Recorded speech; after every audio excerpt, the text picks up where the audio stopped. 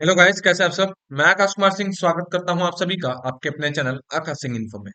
आज हम बात करने वाले हैं एक नई रिक्रूटमेंट के बारे में जिसका बहुत ही लंबे समय से वेट किया जा रहा है। और ये जो वैकेंसी है ये आरपीएफ की वैकेंसी है, कांस्टेबल और एएसआई की वैकेंसी, जिसका नोटिफिकेशन एक जारी किया गया है या इस रिक्रूटमेंट की एक कह सकते हैं एडवर्टाइजमेंट दिया गया है, शॉर्ट एडवर्टाइजमेंट इसके रिक्रूटमेंट के थ्रू।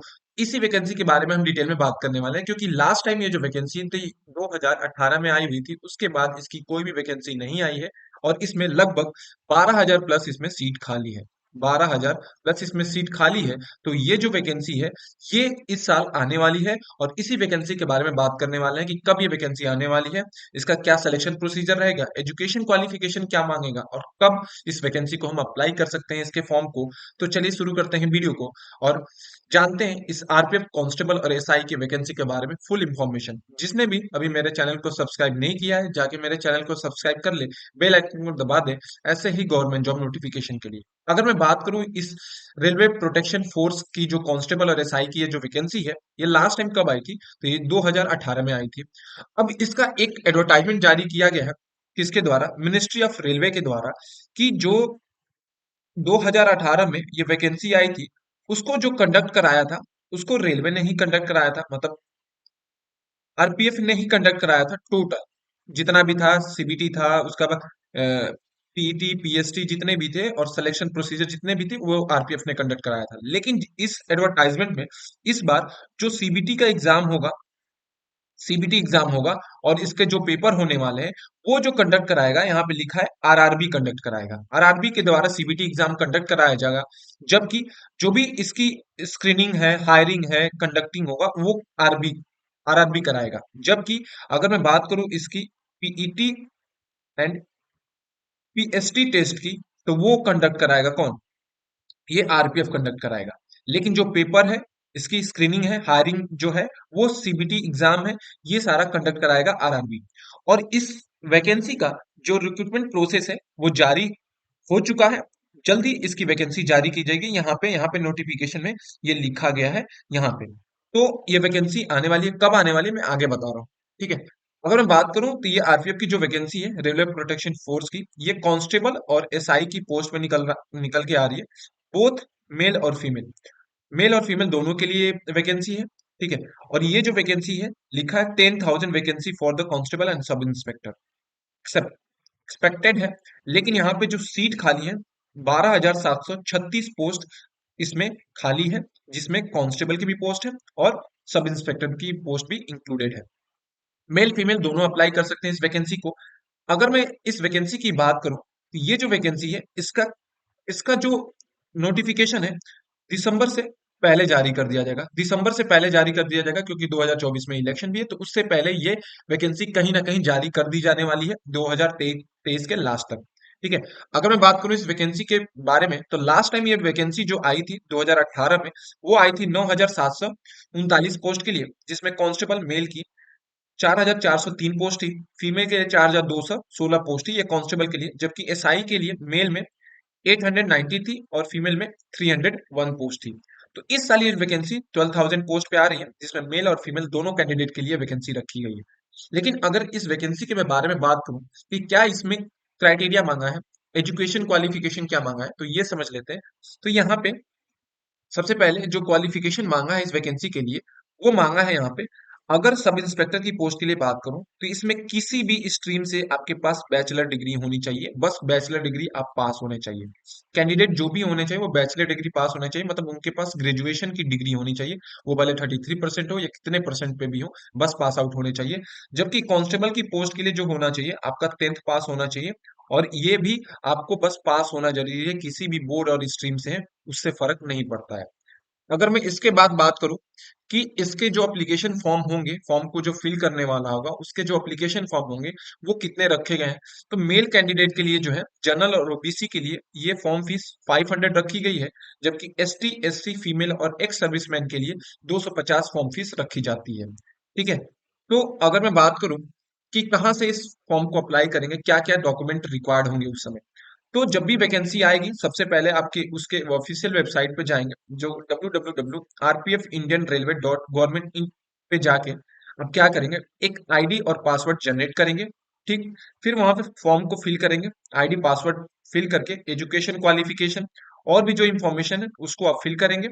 फिर आपके डॉक्यूमेंट अपलोड करेंगे, फोटो, सिग्नेचर और भी जो नेसेसरी सर्टिफिकेट होंगे उनको अपलोड करना पड़ेगा। फिर उसके बाद आपको फॉर्म की फी पे करनी पड़ेगी जो 500 रखी गई है जनरल और ओबीसी के लिए। एसटी एससी के लिए 250 रुपए रखी गई है।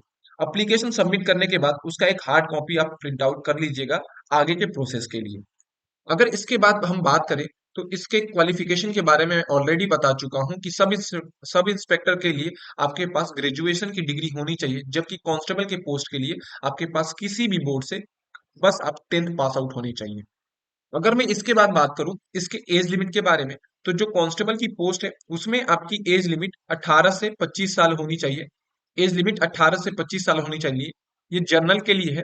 जबकि सब इंस्पेक्टर के लिए आपकी एज 20 से 25 साल होनी चाहिए, ये भी जनरल के लिए है। ठीक है, एज 25 साल ऐसे तो है मैक्सिमम, लेकिन हो सकता है कि ये 2018 के बाद ये वैकेंसी आ रही है तो एज में भी कुछ छूट मिल जाए जनरल वालों के लिए भी। जबकि एसटी और एससी के लिए 5 साल की एज लिमिट की छूट रखी गई है, ओबीसी के लिए 3 साल और पीडब्ल्यूडी कैंडिडेट के लिए 10 साल की एज में छूट रखी गई है। इसके बाद आता है इसका सिलेक्शन प्रोसीजर कि आरपीएफ का जो रिक्रूटमेंट है उसमें किस बेसिस पे सिलेक्शन होता है। तो सबसे पहला आपका जो होता है वो कंप्यूटर बेस्ड एग्जाम होता है जिसको बोलते हैं सीबीटी। कंप्यूटर बेस्ड एग्जाम आपका होगा जिसमें आपके general awareness, arithmetic, general intelligence और रीजनिंग पूछा जाता है। दूसरा आता है फिजिकल एफिशिएंसी टेस्ट, जिसमें ये सीबीटी के बाद होता है। जो भी सीबीटी में कैंडिडेट क्वालिफाई होते हैं फिर उनका पीईटी होता है, फिर फिजिकल मेजरमेंट टेस्ट होता है, देन डॉक्यूमेंट वेरिफिकेशन होता है। तो ये 4 स्टेप हैं जिनसे होके आपको गुजरना पड़ेगा। इसके बाद आता है हमारा एग्जाम पैटर्न।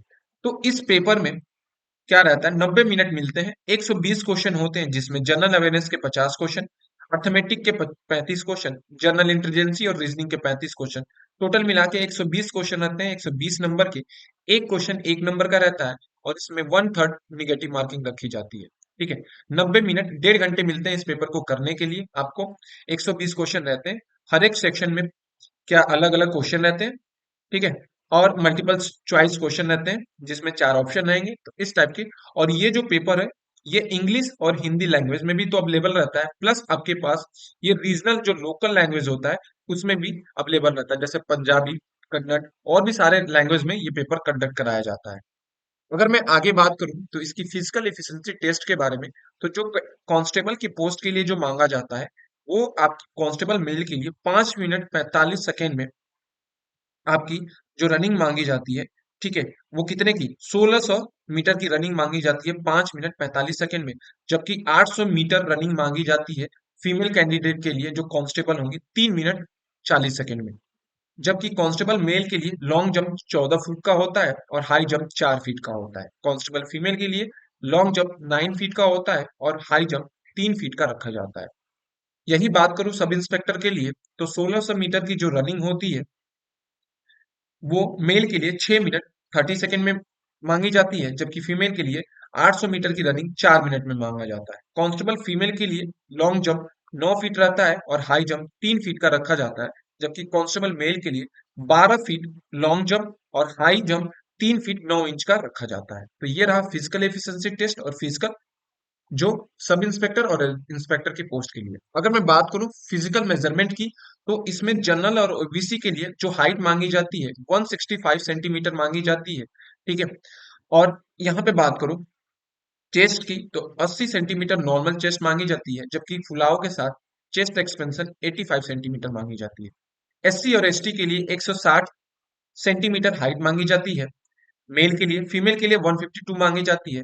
चेस्ट 76.2 मांगा जाता है मेल कैंडिडेट के लिए और एक्सपेंशन के साथ 81.2 सेंटीमीटर मांगा जाता है। जबकि जो गढ़वाल रीजन, गोरखा, मद्रास ये सारे रीजन में आते हैं उनके लिए हाइट जो होनी चाहिए 163 सेंटीमीटर होनी चाहिए, और जबकि फीमेल के लिए 155 सेंटीमीटर होना चाहिए। चेस्ट का एक्सपेंशन मेल के लिए 80 सेंटीमीटर और फुलाव के साथ 85 सेंटीमीटर मांगा जाता है इस रीजन के लोगों के लिए। अब ये बात करते हैं इस वैकेंसी, तो ये वैकेंसी आपकी लगभग इसका रिक्रूटमेंट प्रोसेस जारी हो गया। दिसंबर से पहले ये वैकेंसी का नोटिफिकेशन आ जाएगा। ठीक है। तो अभी से इस वैकेंसी की तैयारी में लग जाइए। अगर आपको मेरा वीडियो पसंद आया तो मेरे चैनल को लाइक करें, सब्सक्राइब करें ऐसे ही गवर्नमेंट जॉब नोटिफिकेशन के लिए। Thank you.